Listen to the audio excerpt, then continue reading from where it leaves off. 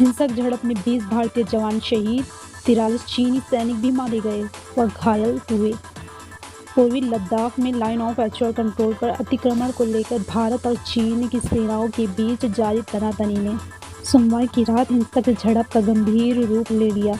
आधिकारिक रूप से इस झड़प में भारतीय सेना के 1 कर्नल और 2 जवानों सहित 3 शहीद हुए हैं। हालांकि देर शाम मिली जानकारी के अनुसार इस घटना में भारतीय सेना के 20 सैन्यकर्मी शहीद हुए हैं। शहीद भारतीय सैनिकों की संख्या बढ़ भी सकती है। जवाबी हमले में चीन के भी 43 सैनिकों के मारे जाने की खबर है।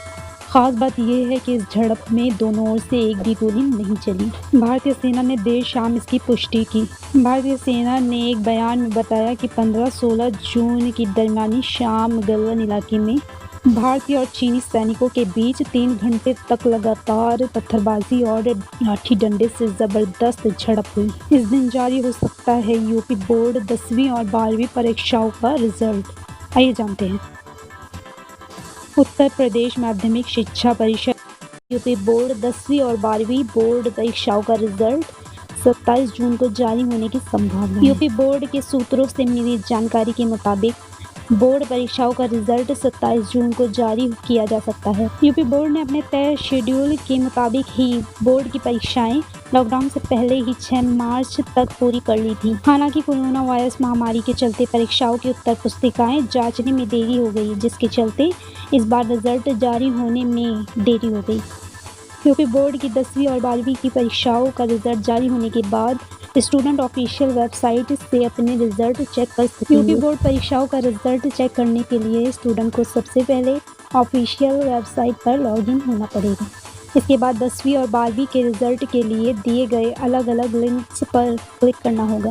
इसके बाद स्टूडेंट्स को अपना रोल नंबर और सेंटर का कोड डालकर सबमिट करना होगा। यूपी बोर्ड परीक्षाओं का रिजल्ट आपकी वेबसाइट पर खुल जाएगा।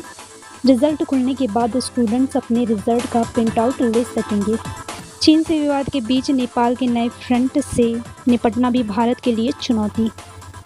चीन के साथ सीमा विवाद के बीच नेपाल का नया फ्रंट भी भारत के लिए चुनौती बना हुआ है।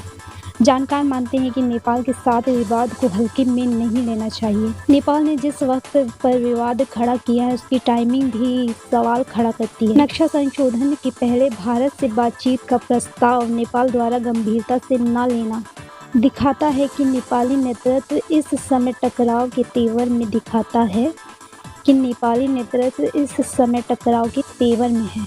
नक्शा संशोधन के पहले भारत से बातचीत का प्रस्ताव नेपाल द्वारा गंभीरता से न लेना दिखाता है कि नेपाली नेतृत्व इस समय टकराव के तेवर में है। नेपाल और भारत के बीच करीब 180 किलोमीटर सीमा खुली हुई है। दोनों देशों में 58% सीमा को कवर करने वाले नक्शे पर सहमति है, लेकिन पश्चिमी नेपाल में लिपुलेख, कालापानी और लिम्पियाधुरा के वो क्षेत्र हैं जिन पर तनाव जारी है। यूपी में बिना हेलमेट बाइक और स्कूटी चलाए तो देना होगा 2 गुना जुर्माना। यूपी में यातायात के नियमों का पालन न करने पर अब ज्यादा देना होगा जुर्माना। योगी सरकार ने मंगलवार को मोटर व्हीकल एक्ट में संशोधन किया है। बिना हेलमेट बाइक, स्कूटर चलाते हुए पकड़े जाने पर 2 गुना जुर्माना कर दिया गया है। अब 500 की जगह 1000 देना होगा जुर्माना। जनता भूखी मर रही, ये लोग सत्ता की भूख मिटा रहे।